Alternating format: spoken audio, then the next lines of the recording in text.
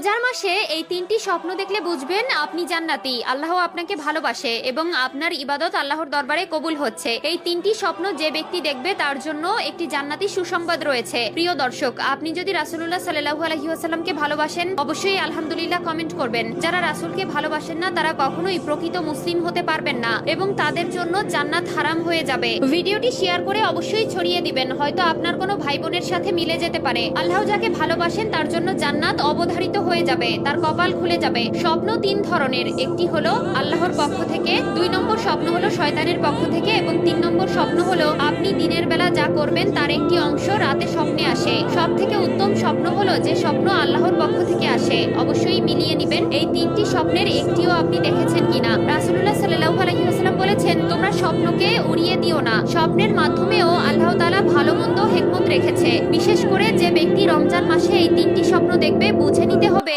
আল্লাহ তাআলা নিজে সেই ব্যক্তিকে ভালোবাসেন এবং তার জন্য জান্নাতের সুসংবাদ রেখেছেন। হয়তো আপনার কপাল খুলে যেতে পারে কঠিন ওই পরকালের ভয়াবহতা থেকে। 1 নম্বরে, আপনি যদি স্বপ্নে দেখেন আপনি কোরআন তেলাওয়াত করছেন, বুঝে নিবেন সেই স্বপ্ন আল্লাহর পক্ষ থেকে এসেছে। পবিত্র কোরআন ও রমজানের রোজা আল্লাহর দরবারে আপনার পক্ষ হয়ে কথা বলবে। এই স্বপ্ন দেখলে বুঝে নিবেন আল্লাহ তাআলা আপনার উপর প্রচন্ড পরিমাণে খুশি, যার ফলেই আপনি কোরআন স্বপ্ন দেখেছেন। 2 নম্বর স্বপ্নটি একটু